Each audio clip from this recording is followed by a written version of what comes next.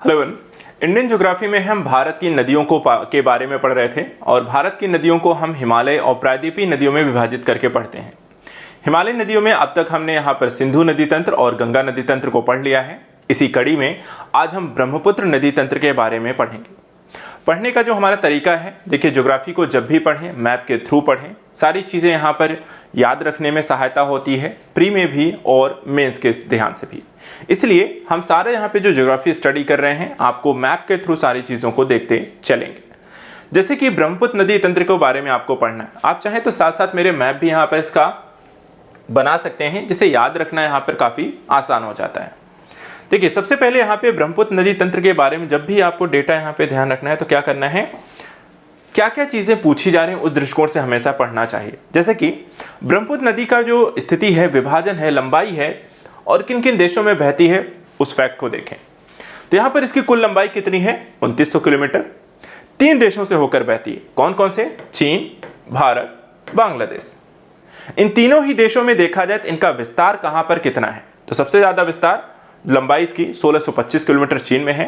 दूसरे नंबर पे भारत में 216 किलोमीटर का क्षेत्र एरिया है और तीसरा जो है आपको बांग्लादेश है जहां पे 360 किलोमीटर है और इन तीनों को मिलाकर इसकी लंबाई बनती है 2900 किलोमीटर। ठीक है, तो यहां पर आप देख सकते हैं उद्गम की स्थिति देखा जाए, दूसरा जो क्वेश्चन बनता है ब्रह्मपुत्र नदी का उद्गम क्षेत्र क्या है, तो यहां पर देखें चेमा युंगडुंग ग्लेशियर। और अगर देश पूछा जाएगा तो चीन है, क्षेत्र पूछा जाए तो आपको तिब्बत है। ठीक है, तो यहां पर अलग अलग दृष्टिकोण से जो भी चीजें आपसे पूछी आपको ध्यान रखना है। 3 देशों से होकर बहती वो भी आप मैप में देख सकते हैं। ये एरिया यहां पे आप देख सकते हैं चाइना का है। फिर यहां पर आप देख सकते हैं ये भारत में इसने एंटर किया और यहां तक देखें तो ये आपको बांग्लादेश में यहां पे एंटर करती है और उसके बाद फिर यहां पर आप देखें तो ये फाइनली यहां पर आपको बंगाल की खाड़ी में जाकर इसका मुहाना यहां पर आपको खत्म हो जाता है। तो इस तरीके से आपको इसका विस्तार है। फिर इसको लेकर आता है इसकी सहायक नदियां कौन कौन सी हैं और सहायक नदियों के दृष्टिकोण से अगर हम देखें तो इसकी दाएं सिरे से बाएं सिरे से 2 क्वेश्चन पूछे जाते हैं। जैसे यहाँ पे लोहित, धनसिरी, कपिला है, यहाँ संकोश, मानस, कामेंग, सुमनसिरी आपको यहाँ पर देखने, यहाँ दिबांग भी आपको है। तो दिबांग, लोहित, धनसिरी, कपिला 4 आपको यहाँ पर दाएं और तिस्ता, संकोश, मानस, कामेंग, सुबनसिरी ये सब यहाँ पर आपको बाएं हाथ की नदियां हैं। इन्हीं को कई सारे अन्य फैक्ट के दृष्टिकोण से भी इसको लेकर क्वेश्चन बनते हैं, कई सारी चीजें भी इसके अंतर्गत आती हैं। ठीक है, तो यहां पर भी इसे आप मैप के थ्रू इसे बना सकते हैं। मैप यहां पर आप कैसे भी बना सकते हैं, दोनों ही तरीके से हम इस मैप के थ्रू यहां पर इस पूरे घटनाक्रम को बेहतर तरीके से समझ सकते हैं। कैसे समझ सकते हैं, चलिए मैं इसका रिवीजन आपको कराता हूं। यहां पे देखिए एक एक चीज को यहां पर हम देखते चलेंगे, इसके उद्गम से लेकर के इसके विस्तार तक की पूरी कहानी। ठीक है, यहां पर अगर आप देखें सबसे पहले चेमा युंगडुंग ग्लेशियर से यहां पर आपको ये ब्रह्मपुत्र नदी निकलती है। ठीक है, चाइना में यानी कि तिब्बत में ये होकर यहां पर बहती है। तिब्बत में से हम सांगपो नदी के नाम से भी जानते हैं। उसके बाद यहां पर अब ये जो है नामचा बरवा है, कौन सा है, नामचा बरवा पर्वत। यहां से आपको देखा जाए तो ये भारत में प्रवेश करती है। भारत में प्रवेश करने के दौरान जो नामचा पर्वत से यहां पे आपको ब्रह्मपुत्र नदी है ये बनाती है दिहांग गार्ज। ठीक है, दिहांग गार्ज यहां पर बनाते हुए आपको भारत में प्रवेश करती है। एक और फैक्ट यहां पर है, एक दर्रा जो है यहां से होकर आपको गुजरती है, दर्रे से होकर आपको देखा जाए ब्रह्मपुत्र नदी होकर गुजरती है अरुणाचल में। यहां पे है यार यांग दर्रा, ये सब फैक्ट है। ठीक है, दिहांग गार्ज, नामचा बरवा पर्वत और यांग दर्रा ये जो है आपको इसमें ध्यान रखना है, जो कि आप यहां पर मैप में इसमें देख सकते हैं। ठीक है, ये देखिए दिहांग गार्ज है, ये आपको नामचा बरवा पर्वत है और ये यांग्याप दर्रा है जो कि यहां पर आपको होकर यहां पर बहती है। ब्रह्मपुत्र नदी को आप देख सकते हैं असम का आपको सोग भी यहां पर कहा जाता है। तो इंपॉर्टेंट जो फैक्ट हमने कहा, ठीक है, तो यहां पे देखिए चेमा युंगडुंग ग्लेशियर से, ये ग्लेशियर है, यहां से निकली सांगपो जो कि तिब्बत में इस नदी का नाम है।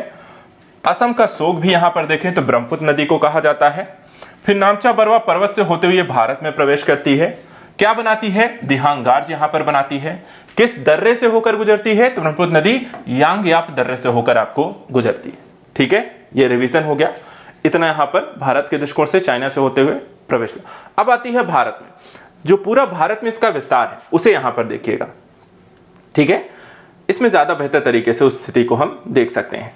चलिए देखते हैं। अब यहां पे देखिए भारत में प्रवेश करने की स्थिति।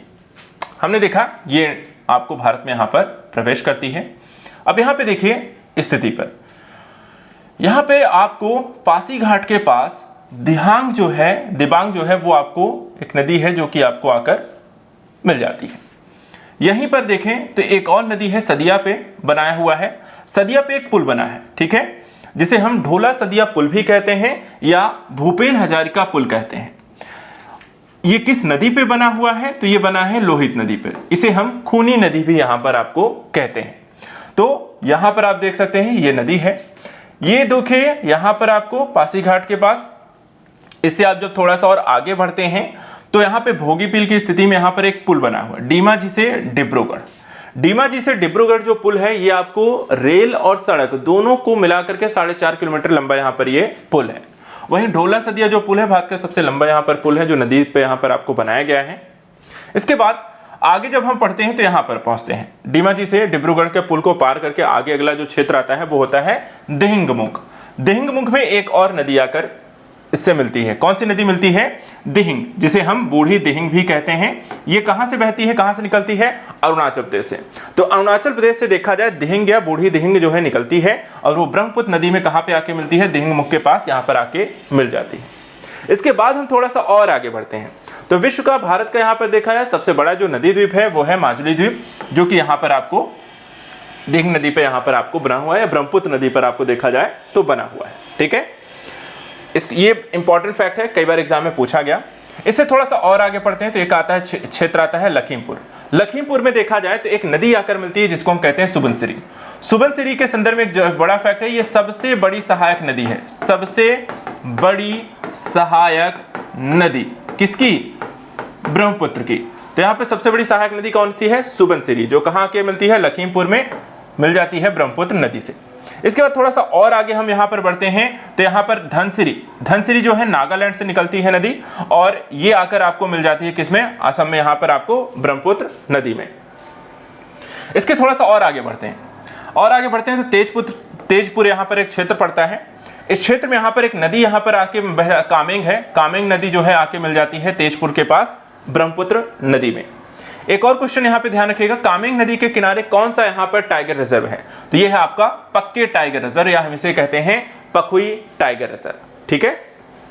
तेजपुर से जब हम आगे और बढ़ते हैं तो यहाँ पर कोपली जो नदी है वो यहाँ पर आके मिल जाती है असम में। असम के पास यहाँ पे ब्रह्मपुत्र नदी में।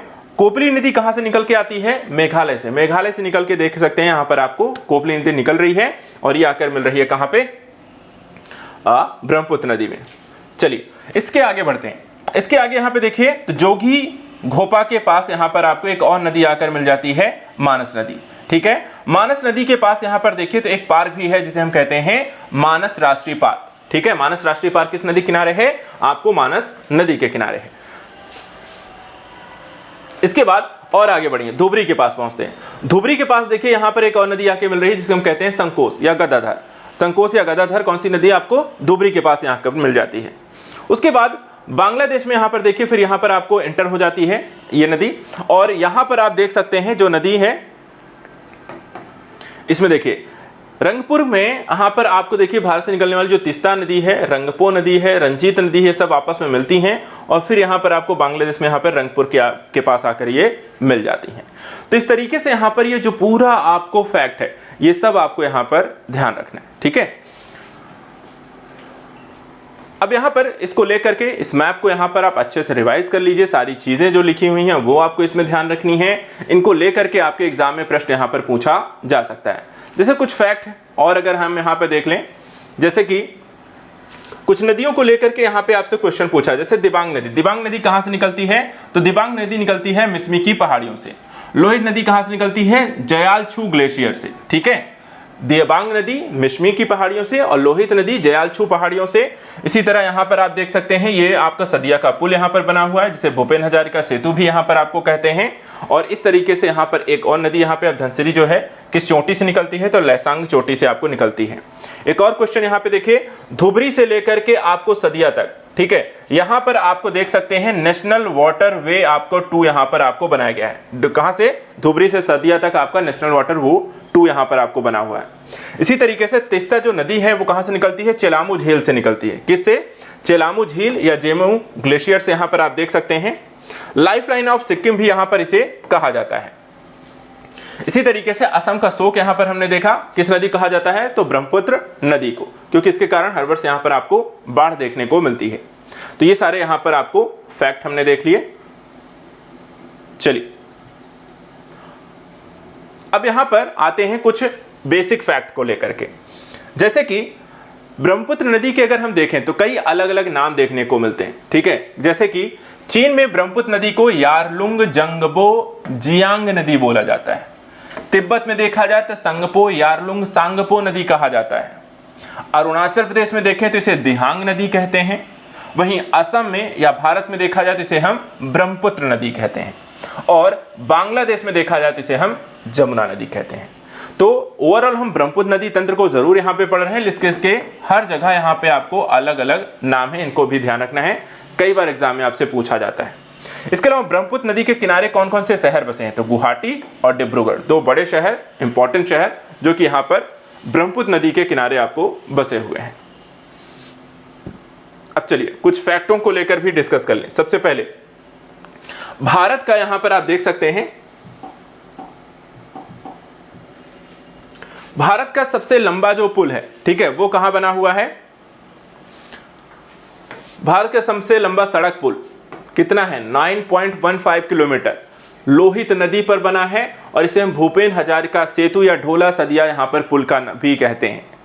दूसरा जो फैक्ट है, भारत का सबसे लंबा रेल सह सड़क पुल कौन सा है, उसका नाम है योगी बिल ब्रिज। कहां बना है, 4.94 किलोमीटर लंबा है यहां पे, और ये डीमाजी से डिब्रूगढ़ को यहां पर जोड़ने का कार्य करता है। इसके अलावा असम जो है, असम में देखा जाए जो ब्रह्मपुत्र नदी है, ये कई प्रकार के यहाँ पर गुम्फित जलमार्ग बनाती है, जिसके कारण यहाँ पर कई नदी द्वीप आपको देखने को मिलते हैं। इसमें सबसे छोटा और सबसे बड़ा नदी द्वीप जान लीजिए। सबसे उमानंद द्वीप जो है, ये गुवाहाटी के निकट ब्रह्मपुत्र नदी के बीच में स्थित है, और वास्तव में ये दुनिया का सबसे छोटा बसा हुआ नदी द्वीप है। कौन सा, उमानंद नदी द्वीप। दूसरा है माजुली, दुनिया का सबसे बड़ा नदी द्वीप है, और असम के डिब्रूगढ़ के निकट ब्रह्मपुत्र नदी के में यहाँ पर आपको देखा जाए, यहाँ पर ब्रह्मपुत्र नदी इसके बनाती है ये माजुली द्वीप। और माजुली जो है अब देश का यहाँ पर पहला नदी द्वीप जिला भी आपको बना दिया गया है। ब्रह्मपुत्र नदी को देखें तो असम का हम शोक यहाँ पर भी कहा जाता है। तो ये सारे इंपॉर्टेंट फैक्ट हैं जो कि हमने देखे। इसके बाद सुबनसिरी नदी जो है, सुबनसिरी के बारे में हमने देखा कि ब्रह्मपुत्र की सबसे बड़ी सहायक नदी है। असम में देखें तो ब्रह्मपुत्र नदी को हम ब्रह्मपुत्र नदी कहते हैं। असम में मानस नदी तथा सुबनसिरी नदी आकर ब्रह्मपुत्र नदी में मिल जाती हैं। दिबांग नदी, जिसे सिकांग और लोहित नदी अपने साथ अधिक पानी लेकर आती हैं, अर्थात ज्यादा पानी यहाँ पर ब्रह्मपुत्र नदी में ऐड करती हैं, जिससे असम में ब्रह्मपुत्र नदी के कारण यहाँ पर आपको बाढ़ लगातार देखने को मिलती है, जिसके कारण इसे असम का शोक कहते हैं। तीस्ता नदी के बारे में, यह सिक्किम के चोलामू झील भारत की सबसे ऊंची झील है, जो कि 5330 मीटर के यहाँ पर ऊंचाई पर है। यहाँ पर देखा जाए तो ये झील जो है जेमू ग्लेशियर से यहाँ पर आपको निकलती है, और फिर दार्जिलिंग से होते हुए ब्रह्मपुत्र नदी से यहाँ पर आपको मिल जाता है। भारत और बांग्लादेश के बीच देखा जाए तो तीस्ता नदी जल विवाद भी है, और सिक्किम की इसे जीवन रेखा भी यहाँ पर आपको माना जाता है। किसे, तीस्ता नदी को। ये सब फैक्ट है, इंपॉर्टेंट है, ध्यान रखें।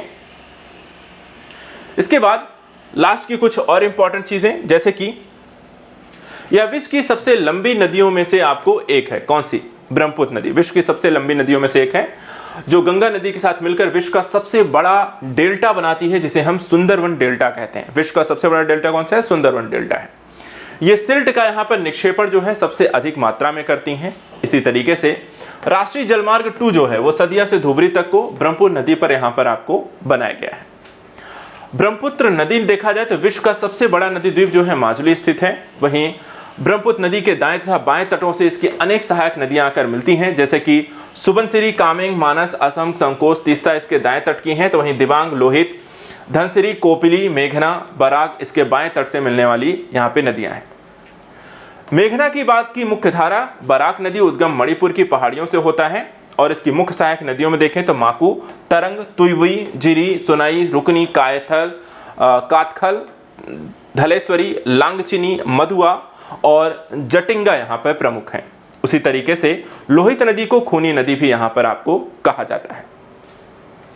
भारत में अगर हम बात करें नदी द्रोणी का घटते क्रम में, तो भारत की नदी द्रोणियों में देखें तो गंगा है, उसके बाद फिर यहाँ पे सिंधु है, फिर गोदावरी है, फिर ब्रह्मपुत्र है और उसके बाद नदी महानदी है, जो कि यहाँ पर उनके घटते हुए यहाँ पर लंबाई या क्रम के रूप में हम इसे देख सकते हैं, नदी द्रोणी के रूप में इसे देखा जाता है।